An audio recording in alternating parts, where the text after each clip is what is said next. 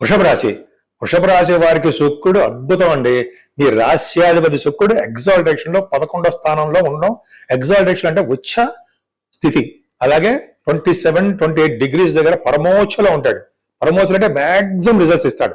మీ రాశ్యాధిపతి ఉండడం వల్ల ఏం చేస్తాడు అంటే ఉచ్చ స్థితి మీ శుక్రుడు 11వ భావంలో లాభస్థానంలో ఉండడం వల్ల వ్యాపారాలు విపరీతంగా అభివృద్ధి చెందుతూ ఉంటాయి.